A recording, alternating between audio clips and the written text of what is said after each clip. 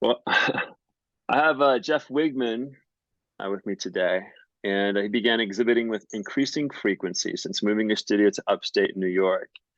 His work has been exhibited in venues such as the Albany Institute of History and Art in Albany, New York, the Opelka Gallery in Albany, New York, the Hyde Collection in Glen Falls, New York, Valdosta State University in Valdosta, Georgia, Manifest Gallery in Cincinnati, Ohio, and the Bowery Gallery in New York. Jeff earned a BFA in painting and sculpture from Parsons School of Design in 1992. He grew up in Southern Ohio and lives and works in Troy, New York. Jeff, thank you for joining me today. Thank you, Brian. Good morning. Good morning. I don't know if you've got coffee with you or not, or if like I just watched this thing on Instagram. It's this advertisement for like a mushroom kind of a blend. It's supposed to be a lot better than coffee, but man, I can't do mushrooms. Like drink. I mean, I love miso soup and things like that, but man, I got gotta have the Arabica bean. It's not coffee. It's not coffee, yeah. There was a time when I was like really into tea, hmm like, really into tea, and I didn't do coffee for some time, but I mean, I loved me some Earl Grey, you know. Uh-huh. Um, all right, so so we were talking a little bit earlier about flower arrangements. Let's get back into that. Okay. Um, there's a style of flower arranging that came out of China and was really developed in Japan called Ikebana. And I probably pronounced that incorrectly, but it's meant to manifest the principles of heaven, earth, and humanity and how they work together. Uh, is a kind of cosmic principle. It's not just people. It's this sense of an animating or activating and connecting principle between heaven and earth. And yeah, this is like a long subject, and it has nobody's really knows where it comes from. It was part of Confucianism and probably as old as consciousness. But I was in New York City and I was at a demonstration by a teacher named Marcia Shibata, who was a master at this art. And I was kind of not completely engaged with the presentation. And I was following along. It felt like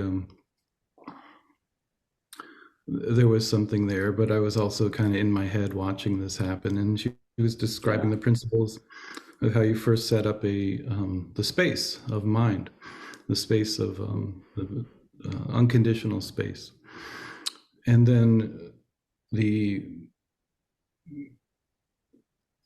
structure of the flower arrangement is the earth principle, or the structure, the the kind of relative quality. And then there's a moment where towards the end you place the humanity flower, and this is supposed to bring it all together and connect these two principles, and so it becomes one thing, this sort of display. And I remember the moment, again, kind of half following it and looking around the room, and I remember the moment where she placed this one flower, and it was like flipping a light switch on. The whole thing just suddenly cracked together, if that makes sense. Yeah, it does. Well, I have to ask you because I'm curious, and I think this has something to do with the maybe the virtuous aspects of this practice. Like when that happened, and everything just like snapped and sort of fell into place. Like, and it when it actually became something, like something that affected you, what changed, like in you, that made you aware that something had shifted? Yeah, it's a practice that's meant to point out our own awareness. So, if you're thinking in terms of concepts of, there's the heaven flowers and there's the earth flowers, and then this one flower is going to somehow kind of join them together, the humanity aspect of it. You don't you you're not really knowing it. You're just kind of repeating these words in your head of that kind of are containers for the concept, which is also just kind of pointing at the reality of it. And so that alignment of all these things together, kind of executed by a master of the art, it cuts through all that. And cut through it. There's all kinds of symbols for this kind of cutting, but it cuts through the concept so that the concept just kind of evaporates, and all you're left with is your sort of unmuddied awareness of the moment and the environment and the arrangement itself and your own mind, all kind of working together, not even working, just being there together. And this is kind of the essence of a lot of Zen art, and I would say art in general when it really works. I don't think this is a particularly Eastern wisdom. I think that we have many examples of this in the West,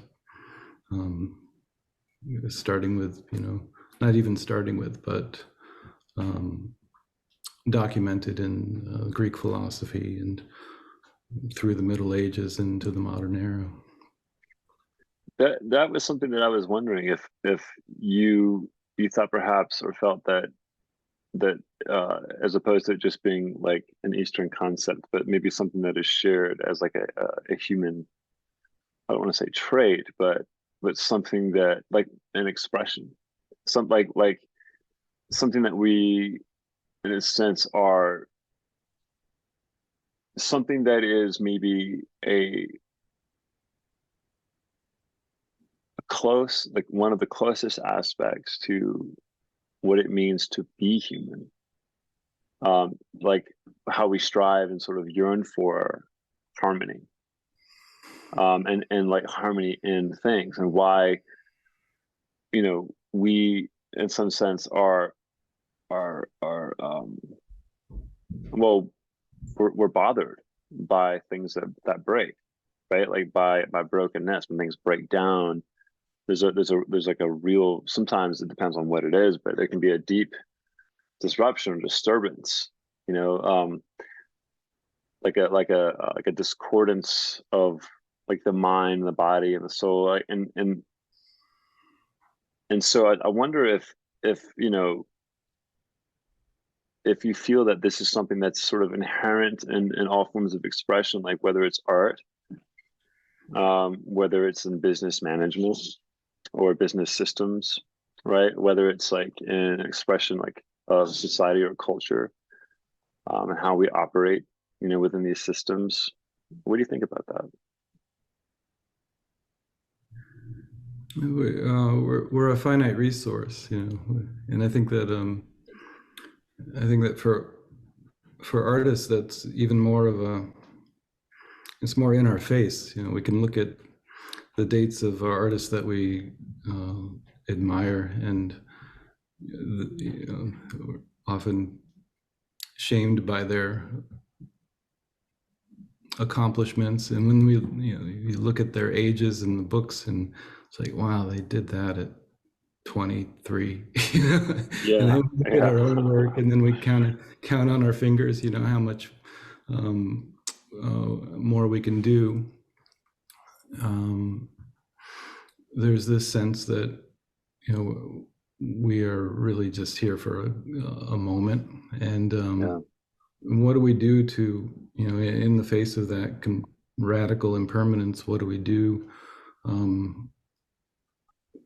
with our time? And, is that going to be a slog? Is it going to be a mad rush? Or can we really just kind of appreciate the situation and appreciate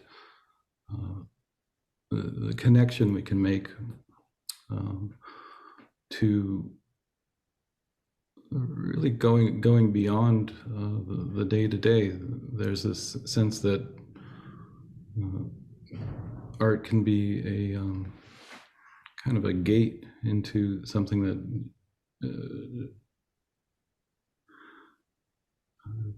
transcends time.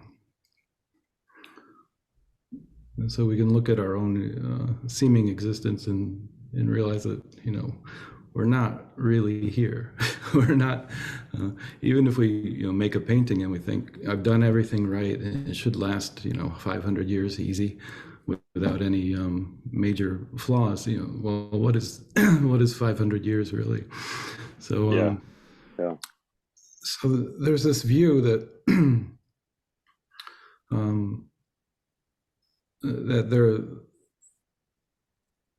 that helps reconcile the temporary nature of our experience. Well, it's interesting because you had mentioned that art can transcend beyond time. Mm-hmm. And what I find appealing by that is that it requires time to make art. It is made within a time, and it requires time to be experienced. Mm-hmm. And so when it transcends time, when it transcends the very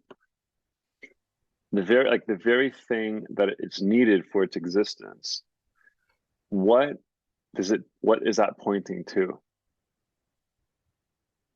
How could something that is, like, in other words, like, how could something that is made, which transcends beyond the thing that was required in order for it to be made,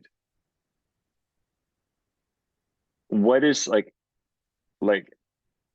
what is that pointing to, in a sense? And if it's a reflection, because art is a reflection of us, right? So because we're making it, then what is that pointing to for us? Mm-hmm. Right? Mm-hmm. The only response I can think of is kind of facile, that it points back at mind, or our own minds, or not even our own minds, but just mind in general, where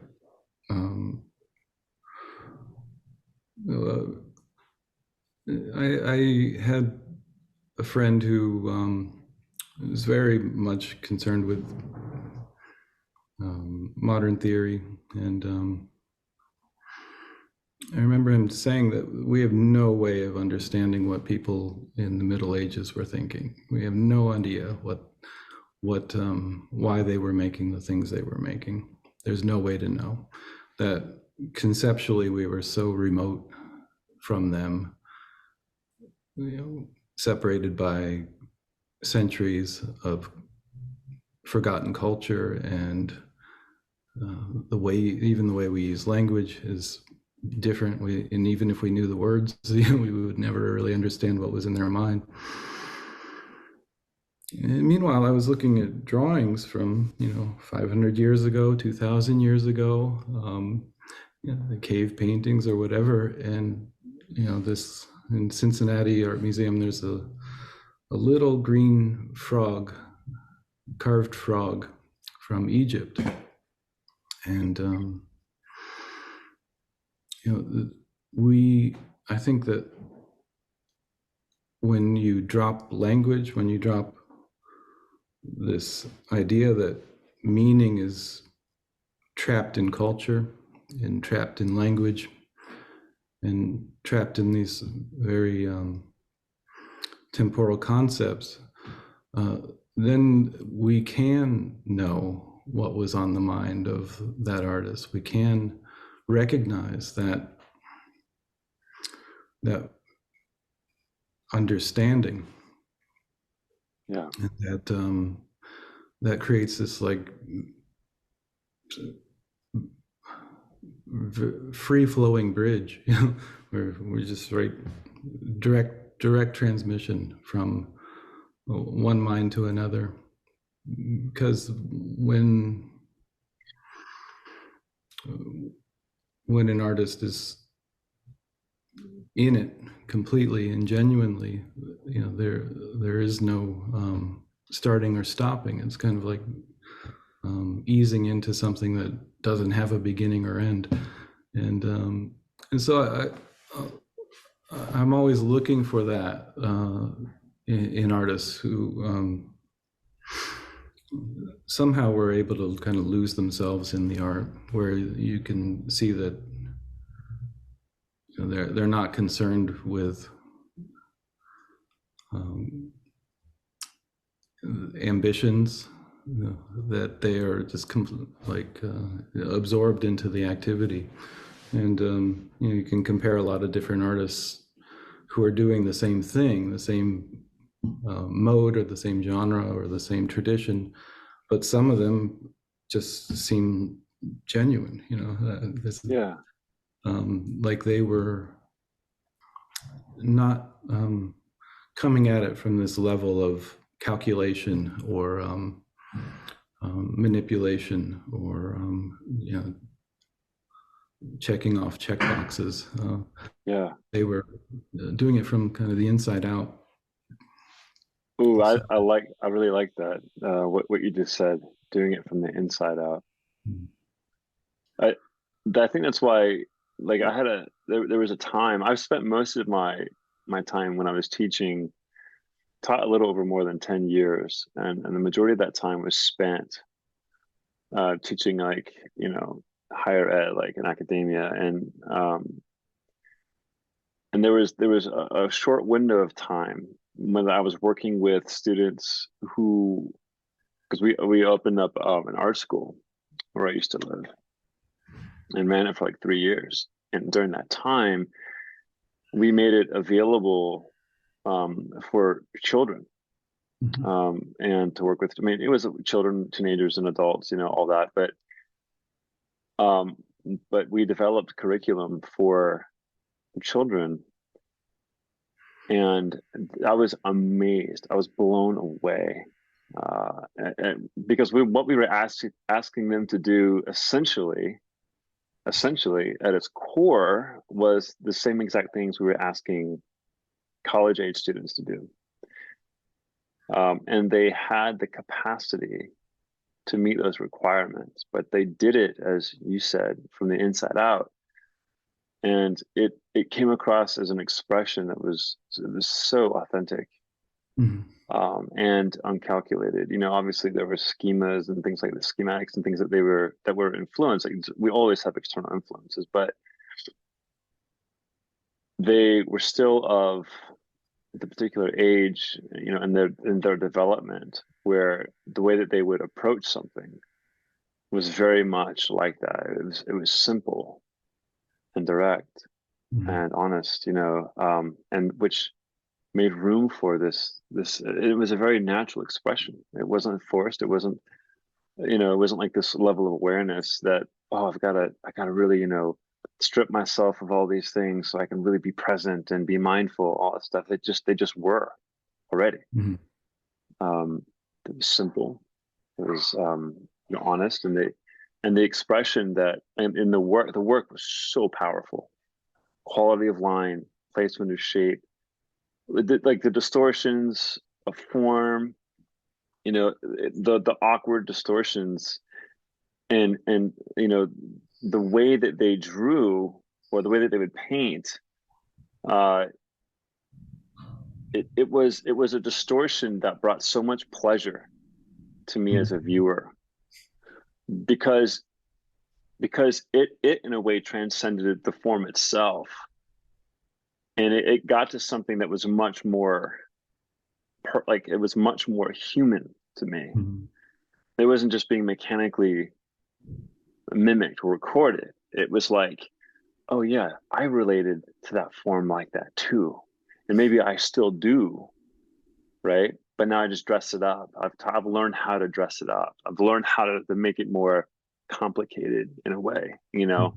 And isn't that what we're, and you know, we're kind of trying to get back to that like simplicity, that almost like a naive, not it's not like it's uninformed, but it's almost like, but there's a kind of like, there's a kind of purity to it in a way, you know, like an unadulteration, and it's difficult to kind of get back to that. Yeah, it's a good question.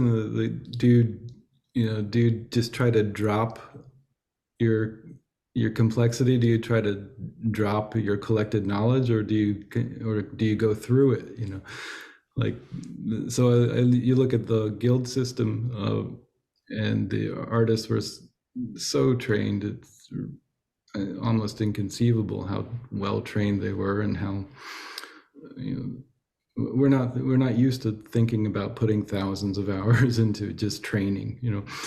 But when they do that, they kind of go through the whole system, and you know, there's a freedom that comes from that. Where if you know, boucher used to be a dirty word, but you know, when you look at boucher, like the just the facility where is completely unobstructed in his creation. Um, there's a sense that he kind of, everything was incorporated and it became freedom. You know, and then there's the other possibility that we just don't collect gathered knowledge and we just remain primitive, I guess. And I don't, I don't know what the answer is. There's there's a lot of naive art that I think um, is doing neither. Like there's Yeah, a sense that it's a very intentional naivete, and I think that that's it's not going to get you there. It's not really, yeah, you know. yeah. I mean, because for an informed viewer, like that's seen like right away. It's because it's disingenuous, you know. It's like something pretending to be something that it's really not. And you can't fake a connection like that, like a real connection to something. Because I wonder if our nature is simple, um, you know, and so like I think about that a lot. You know, I think about, well, if I'm painting into my nature, if like if that's and that's something I think about with my own work, as like how can I paint into my nature, um or through, like not even through, because it's not like I'm using my nature, but it's not like I'm separate from my nature, that I'm trying to use it and express through it, but I want to be my nature and have it be expressed in what I make, Mhm. you know, because it's an expression of who and what I am, right? Um,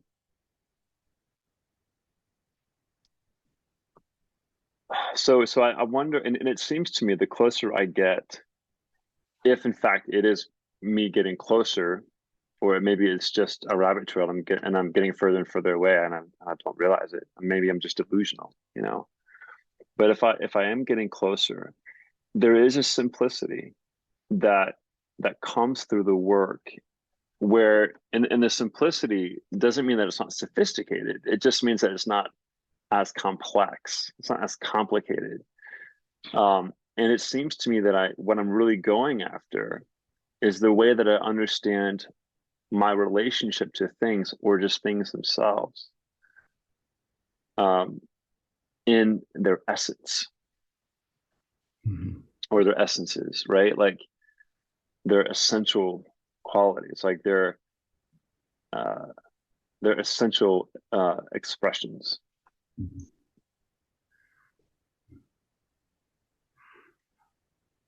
I think it reminds me of a meditation teacher I know said that simplicity can understand complexity, but complexity can't understand simplicity. So Oh man, that's wow, it's that's good. a good That's one to really chew good. on. But this, That's really good. some Wow. of the most complex artworks that you can imagine, they have a simplicity about them. They may, the Mm. whole systems of iconography and measurement and the structure can go into these things, and that but you see it and you apprehend it immediately. You can understand it all at once because the artist understood it all at once. But then you see some artists who just pile on one thing after another, and there's no underlying principle or no structure behind it, and there's no Yeah. sense that of awareness behind it. It's just kind of becomes a swamp, and Yeah. I'm actually writing this quote down because I love it so much. This is great. I really love it. And it makes a lot of sense, especially like because there's a tendency at times to approach art in a way that's like very surface level, like in a very kind of superficial way, like just in the way that it looks, just in its like apparent affect, So and if I like something, if I'm kind of grooving with something, then I want to sort of like procure it and sort of make it a part of what I do in the work. But if all I do is relate to it on a superficial level, then I'm going to implement it in a superficial way, which isn't going to have any level of simplicity to it at all. mm, It's only going to complicate things all the more, and sort of like uh, uh, in a way fragment um, my nature as a painter, and sort of like push those qualities further apart, to where that if there was any structure at all, any semblance of structure, it's gone, and it becomes something that is like ill-formed, um, and uninformed, um, and that's I think like that was my sort of tendency as a younger painter. Like I thought, oh well, if I can just I remember I was really engaged with Sargent as a very young painter because I loved his facility. Like I loved his ability to like just make it happen in a way that just seemed effortless. Like I marveled at that. Now I don't really trust it, but I marveled at it at the no, those time, are really manipulated, where he would set the whole thing up to make his master stroke, and then Yeah, if it didn't work, he would wipe it out and do it again. So yeah, that facility was a style almost. It was yeah, like the special sauce that he added to each painting to to attract patrons. yeah, So yeah. yeah, No, yeah, there's always this line between spontaneity and deliberation that we often fall hard on one side or another. And I think that it reminds me of trying to take a sketch, a thumbnail sketch or something from a sketchbook, and make a painting out of it. And there's this sense going in, I think, is really seductive, that okay, all I got to do is kind of run this through the painting mill, and then I'll have what I like on this sketchbook page on a painting. and it never works that way. There's always, the sketch is always better, and and so I think that anytime we're looking for an easy way, meaning that we don't have to engage with it anymore, we're always looking for a system where we can just kind of make stuff and get a result. And everything good about painting that I think comes from being there moment to moment, completely engaged in the practice and understanding what's happening with your own mind and the movement of the materials and the presence of the activity. And but still, I always find like, well, I did it here, so I'm just gonna transfer it over here, and then I'll have a bigger one, or whatever the case is. And that never works. And you always look at the sketch and compare it, and just like because the sketch is completely unconcerned, and so that liveness, that the life of the work coming out of nothing in the moment was allowed to happen without any ambition. And so the sketches are always better, even if they're not complete or they have something wrong in them, wrong. And but there's always something about it that if I'm just trying to reproduce that in a finished painting for whatever reason, it's always a disappointment. And so I tend to, if I'm making something from a sketch, I may just put the sketch next to the canvas during the drawing period, where I'm just doing a quick plan for it, and then put the sketchbook away. Just take it away, because whatever we paint is going to have to be something new. It can't keep referring back to the past. And so there's, I think that anytime we're trying to leapfrog to the result, that's a good opportunity for the life to drain out of something. I experienced that one time in a really profound way. I had a painting that I had made that was done on a pretty small surface. I'd say maybe like a 9 by 14 or something like that, 10 by 14. And someone really loved it, but it had already been sold. And so they were like, "Hey, look, why don't you make something bigger out of this?" And I was like, "Yeah, that sounds awesome. Like, let's do it." And in the process of doing it, I was really trying to make a bigger version of that smaller painting, and it was a complete disaster. Like it was, because that larger painting was a different painting. It had to be, it needed to be something other than what I was like. I just tried to have too much control on it, and there was too much concern. And I wasn't responding. I wasn't making room. I wasn't making room for the real subject. I was like trying to make it conform to something that it didn't want to be, and didn't need to be.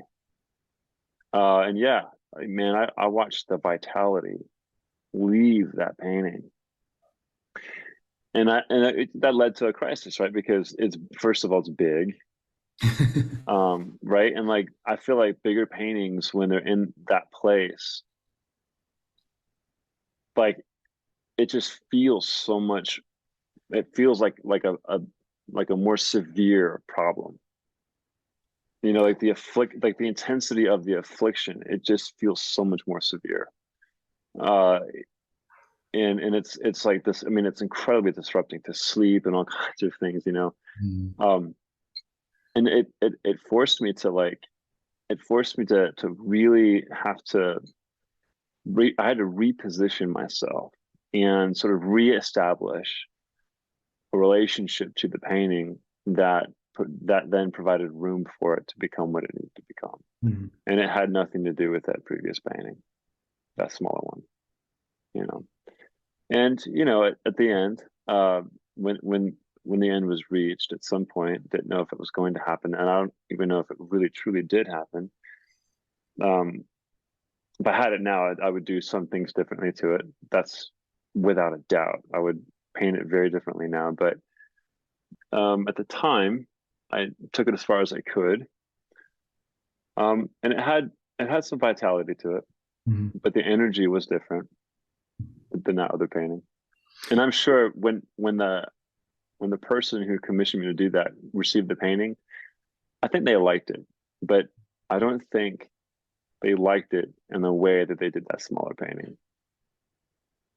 You know?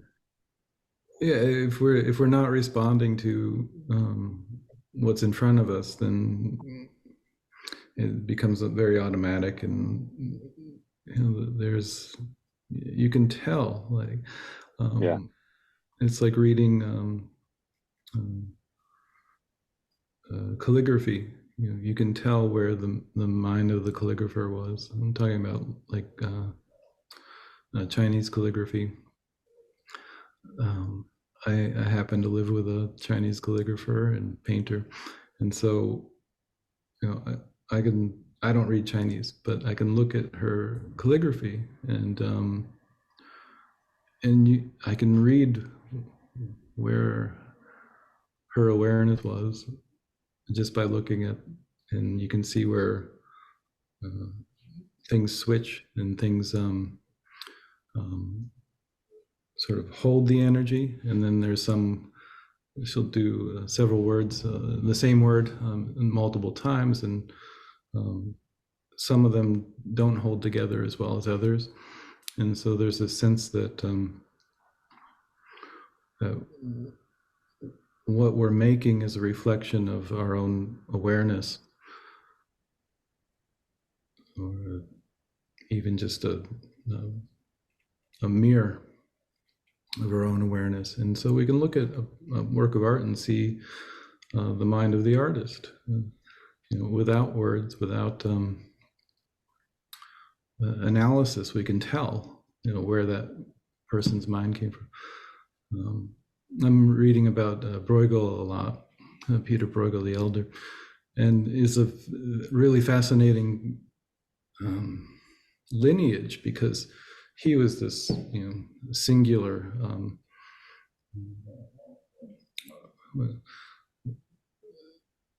this artist that can't really be quantified, but then his sons inherited all of his drawings. So they started a business reproducing their father's paintings. And I think Pieter Bruegel the Younger was like 4 or 5 years old when his father died. So it's not like he had direct training, but he was trained as a painter, but then he had the drawings to work from to actually reproduce the paintings. And so when you compare the Younger's paintings, the reproductions, to the Elder's, there's this gulf between them. There's this visible manifest sense that the original understanding was not quite transmitted. There was something very lost there. Even though they're capable paintings, the reproductions, they tell us a lot about what the originals might have looked like if some of that material is lost. But you can also just tell that that the older artist was out there and looking at people and understanding the world in this very panoramic way, so that even the lowest criminal in his paintings, you can tell that he was, for a moment, empathetic with that person, Mm. whatever he saw, if it was a beggar or a corrupt innkeeper or whatever it was, he was kind of inhabiting that mind in the moment, and understood what he was seeing as how he knew that, through his perception, but then was able to um, feel it. You know, these little like momentary expressions, micro expressions, he was able to put into these characters, and so when you just try to copy that based on drawings and maybe access to the original paintings, it's not certain that the copyist is going to have that kind of understanding of the minds of the subjects in the painting. So there's this sort of deep understanding of, again, those principles that we talked about at the beginning, that there's a sense of cosmic space in his paintings, but then down to the minute momentary observations, and he fit them all together. So there's this continuity of all that. So complexity and simplicity working together. Mm. It reminds me of um, it reminds me of something that I think is problematic of our culture, and really symptomatic in the sense that there's a strong emphasis on individualism, and Mm-hmm. how we sort of position or establish ourselves in such a way as to differ from another, um, and and so I think what that does, actually, more than anything, is it crowds out empathy, um, and I think it really begins to um, contain, in a sense, compassion. Um, and so, when I think of someone like Bruegel, who was able to look at the beggar or the thief or the prostitute or whatever uh, the whatever, like, what society would consider like a degenerate, he sees that in himself, Mm-hmm. and so it's not even him like pretending to be somebody or something else, but it's something that he recognizes in himself, which makes him fundamentally human. And he enters into a type of harmony, a type of sameness. It's just that, like, it's just that for him, it wasn't, it hadn't got to where it was. It's just that in him, what he recognized in himself had not developed to the level that it would express itself as outwardly as what he would encounter in a town square, or in an alley, right? He instead cultivated other aspects of himself that lended to external expression. Um, but at least he recognized that those were in him, Mm-hmm. and he also recognized that those, what we consider perhaps virtues, were in them, um, to some degree, or varying degrees. And so instead of this emphasis on individualism, how one is separate from another, or better than, or less than, there was an understanding, there was an ability to see what was before him, right? Um, and by being able to see himself and those people, he was able to draw near to the subject in a way that was incredibly and profoundly human and intimate. And that was, in a sense, achieving a type of harmony. Mm-hmm. Yeah, if you contrast him to someone like Hogarth, Hogarth was just a kind of a pure satirist. But Bruegel, a lot of people call it satire, and say that he was just pointing out human foibles and and confusion. But he was integrating that with holding that simultaneously with the view of the one, the new Platonist version of enlightenment. He was involved with the House of Love and Ortelius and these people who were certainly meditators, kind of outside of the mainstream, but it was a tradition that we inherited from antiquity, and it kind of bubbled up here and there, and Antwerp at that time was this real fertile ground for these groups that would meet together and they would practice, and I think that kind of awareness, it doesn't come from just knowing a lot. It doesn't come from just having a plan to go out and record these things and bring them back to the studio to sort of ornament your painting. But that there was this view that the divine was embedded in the relative world, that it's right there, and that comes out in his paintings if you're looking for it. If you're not, then you could call it political satire, or he's ripping on the church here, or whatever. These sort of simple reads of his work, but there's this sense in his paintings that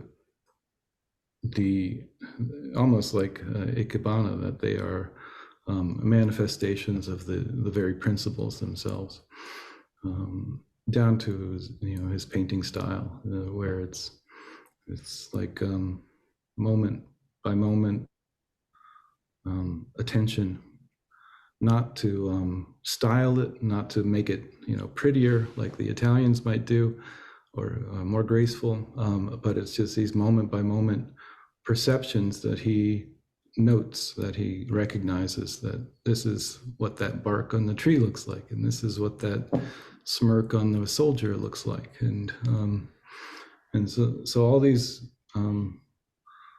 momentary perceptions are also experienced with this this panoramic view.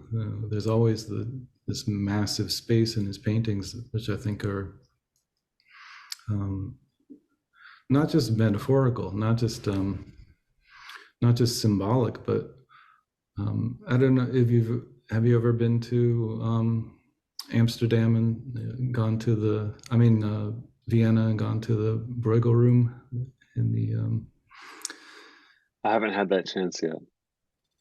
Would love to go. One in New York City, the Harvesters, but once you are in front of it and you put together the scale and then the space activates, and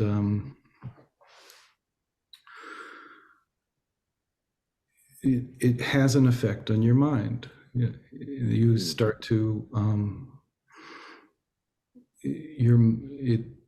it draws it out.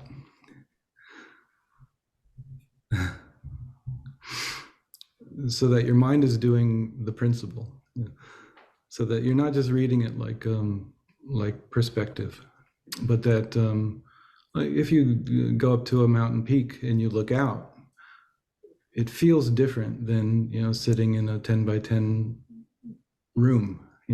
Your mind feels different.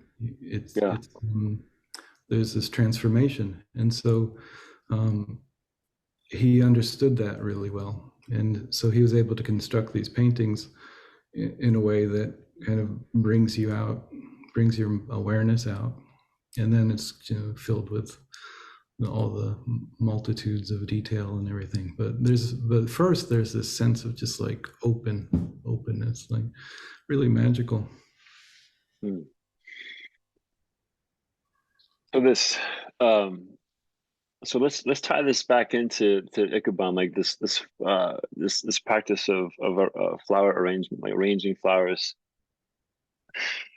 to achieve really something that points to a much greater and well, not greater, but perhaps bigger, grand reality, you Mhm. know, um, present, grander present reality to things. How how does Jeff? How does one achieve this in their work? In their work. Yeah, Um, I mean, how does this happen? well, I would love to know. I do think that there's a sense of cultivating the awareness itself, and there are many ways of doing that. Sometimes just through work, people are able to do it. Other times, there's a more direct practice of just meditating, with this view. Um, but I think that there's a sense that that our mind that mind is able to rest in itself, and that the concepts that flow through it are not the thing themselves, and that resting is not necessarily it doesn't always feel natural. We always want to fill that up. We want to fill it up with activity, or we want to fill it up with a system, or some concept or skill. Yeah, We want to we we often want to have something to rely on. Yeah. yeah, And I think that for this vitality to come through, we have to kind of give up those comforts and sort of step into some unknown space. And it feels a little funny because I'm saying this, and I have this sort of large vocabulary of historical modes and methods and imagery that I fall back on. But when I start sketching, it always is just kind of coming out of that space, and so I try to really relate to the blank space of the page before I start an image. So really, my sketches, they never start with "I'm going to draw this now." It's always let's kind of see what happens, mm, keeping it very fluid and open, and then letting things come out of the activity itself. Um, well, I think we have to find ways to kind of drop what we know. mm. Yeah. It's getting back to what we were talking about too, kind of in the Mm. beginning, like how to sort of move forward with something. And it's funny that that description was beautifully um, expressed, and it's something that like that's very similar to how I paint, and how I approach the work. Yeah, exactly right. It's like you're dealing with the space, that whiteness, that blankness really isn't. It's not like a void. It's form, and you're engaging that space and activating it in different ways, and even though like I'll start the painting on location with a subject in mind, but it's not it's not the pursuit of mimesis that I'm after. It's far, far from that. It's something much more profoundly abstract, and near impossible. Well, in a sense, it is impossible to define or describe through these modes of language. But um, the only real way that I can approach it is by mashing down a color, you know, in like a mass or something or a movement, and sort of expanding from there, you know, and it's really paying attention to the way that it begins to affect that, like the form of the picture plane, and then one form to another, and like working in a sense into the way that I interpret, the way that I'm understanding in a way, like, or responding to what's happening in front of me, like, right, like the forms and the engagement of the forms, and um, the activation of the space, you know, like the magnitude, the pulse of it, like, yeah, like the vitality of it, you know. But it can't be done through just like I can't, I don't seem to know how to achieve that, um, within an established system. I mean, I make systems in my own work, you know, according to like the need of a particular painting within its process of being formed. But it's not like I form one and stick with it from painting to painting. You know what I mean? Like reforming it, you know, so to Well, speak. I think we always want to repeat our successes, you know, and then it never works. Yeah. There's always this sense that we're referring back to the past, and we want to bring that past up to the present, and so we're not in the present. We're not watching it happen, but we're comparing it to something we already have in mind. There's this. I had a Dharma art teacher who was a meditator, and he did art, and he was really one of the first people who kind of put it together for me with how to work with this view.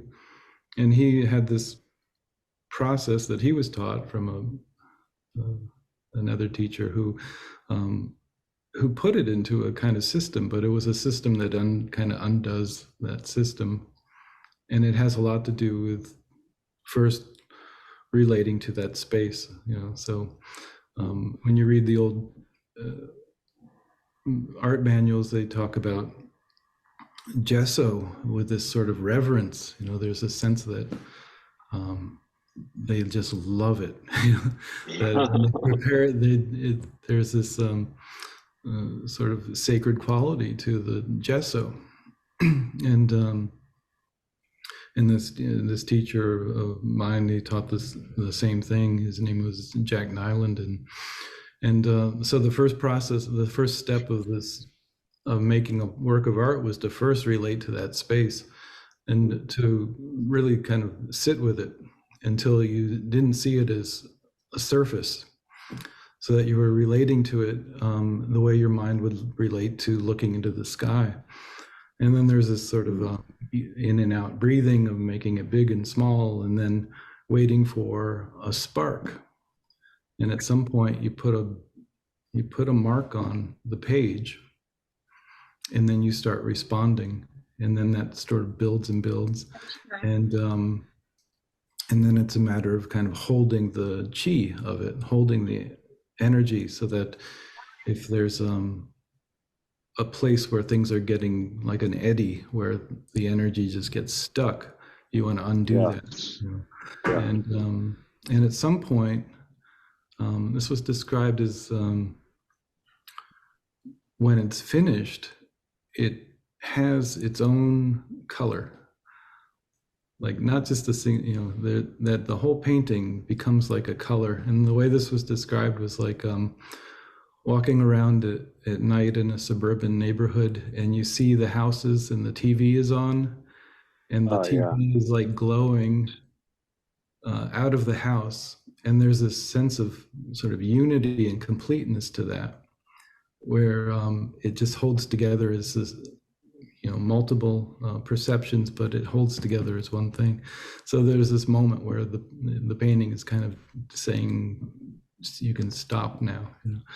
So, you know, it's an interesting thing to work with so deliberately, where your the intention is to sort of let go of deliberation, but then there's this sort of method to work with the present moment. And so I think that people do this sort of thing naturally, to one extent or another. But this is something that I work with, especially with my sketches. So,